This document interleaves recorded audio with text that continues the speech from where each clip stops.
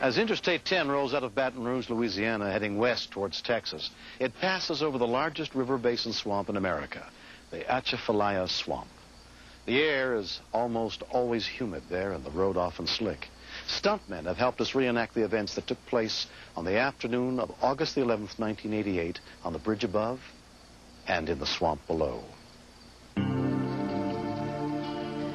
At times as large as 75 miles long by 40 miles wide, the Atchafalaya Swamp is densely inhabited by creatures furry, feathered, and scaly.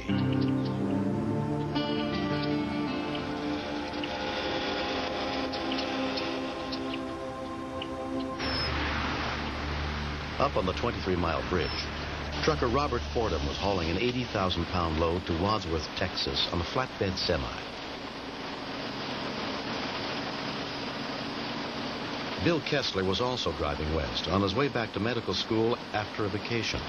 I was in a rented Winnebago that we had taken to Florida, so I remember seeing the truck, and I kind of looked at it twice because it had some kind of unique casings, these blue fiberglass-like casings, and I was just kind of wondering what he was hauling. You know, I'd never seen anything like that before. The sealed blue canisters contained radioactive materials.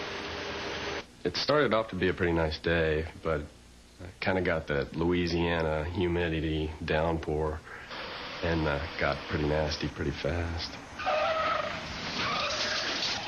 A collision up ahead forced the traffic to stop suddenly on the wet road.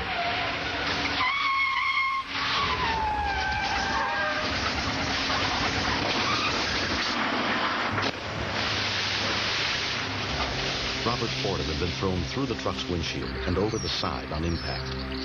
Now he was drowning, 40 feet below the bridge. There were people running around, you know, saying, there's a guy in the water, there's a guy in the water.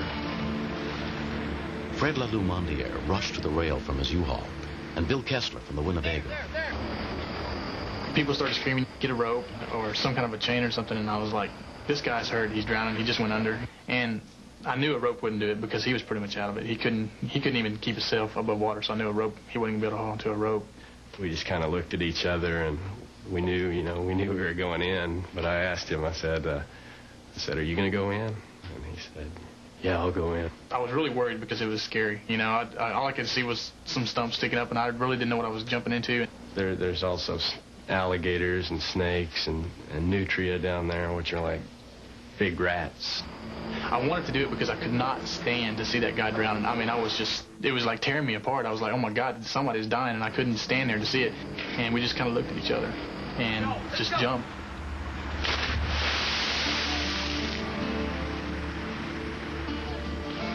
Let's go!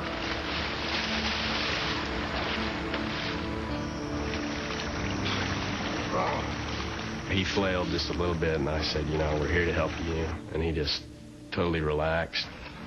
We were kind of looking around because we didn't know exactly where to go at the time because we didn't know anything about the area. And Bill pointed out that there was a bank. He said, well, let's take him over there.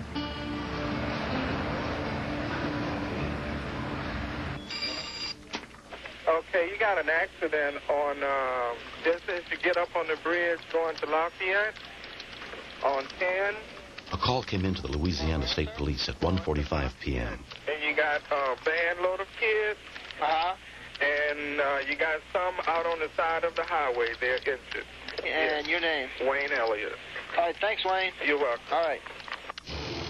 Mark Green had taken his small boat out in the swamp to go fishing with his son Bo and his nephew Jason. We saw the cars on the interstate starting to back up a little bit, so Jason said, well, let's go down and see what happened. You could tell he was hurt because he kept gasping, and then I kind of looked down, and he had his eyes wide open, and I couldn't see him breathing, and it scared me. I thought, oh, my God. And I said, Bill, is he dead? And then all of a sudden, he kind of moved, and you could see his eyes moving. They needed to get Fordham to the hospital as soon as possible. Be advised, possible patient in the water at that location. A ground ambulance and an air ambulance helicopter arrived almost simultaneously, within 10 minutes of the call. Chuck Thompson was the first paramedic on the scene. I knew that You really shouldn't be jumping off this bridge into this swamp. In the murky water, just 4 or 5 inches deep, you could not see a stump. And it could be ungodly landing on top of a stump. I threw what's called a scoop stretcher down, and it's used for immobilizing someone who's been traumatized. Robert Fordham needed immediate medical attention. It was paramedic Thompson's job to find a safe way to get to him quickly. Bill, who's a med student, he said, well, let's not drag him up on the bank, because we could, if he has a broken back or something, we could kill him. All ready?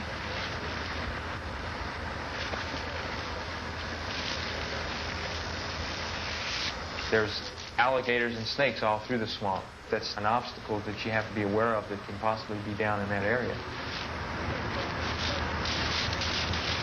It's not a place I would like to live in unless I was well armed and knew exactly where I was standing. Thompson would have to transport the victim to the helicopter somehow. Without a winch, the chopper couldn't haul anyone back up onto the bridge. I thought the guy was going to die. Every time we'd even move him in the water or anything, the guy would just show real intense pain. And I said, this guy's all busted up inside and he's going to probably die.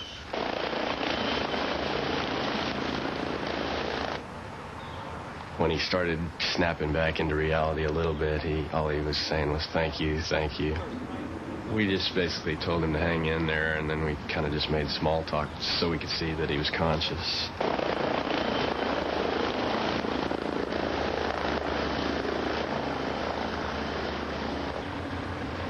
The air ambulance was waiting at the nearest ground level place it could land, 2 miles back at the base of the bridge.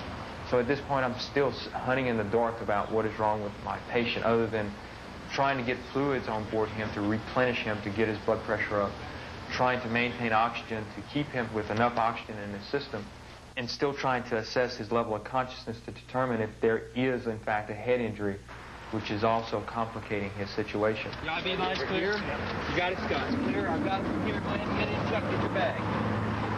We're going to be at the trauma center in just a second. It'll be about 6 to 8 minutes. Amazingly, after being thrown through a windshield and dropped 40 feet into a swamp, Robert Fordham had no injury more serious than a severely strained back. After 5 days, he was released from the hospital.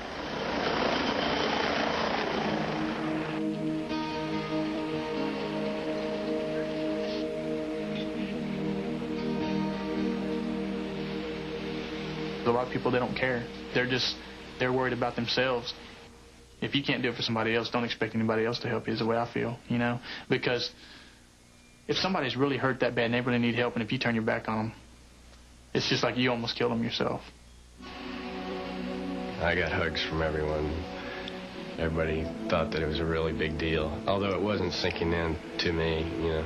I had no idea really what we had done. That's really the true mark of a hero, is that you do it without thinking of your own safety. You do it instinctively. You don't have to stand there and cognitively make a decision. Let's see, now, what is my risk involved here? They just did it. They looked at each other, and they went over the edge. One of the highway patrolmen had come up and said, did y'all look at what y'all did? Did y'all look at the bridge that y'all jumped off? And I said, well, I haven't had a chance yet. And so he took us over to the side, and then I really got to look, and I really got to think about what we did, and it really scared me. I mean, I had nightmares. After this happened, I had nightmares for a couple of weeks. It really, because I would wake up in the middle of the night kind of sweating, and, you know, I could just going over it in my mind in a dream, and it really did. It scared me bad. We walked up on the wreck, and there was an older woman who was a car back from where our camper was, and she said, I'm so proud of you boys. Your mothers are going to kill you. A year later, trucker Robert Fordham has fully recovered from his injuries. I just know I was a goner. Water was real murky, and I thought about gators or water moccasin might be in that swamp water down there. And I was saying, oh, man, you know, well, let me be gator bait, you know. Like I know 2 guys came off the bridge like Butch Cassidy and Sundance Kid.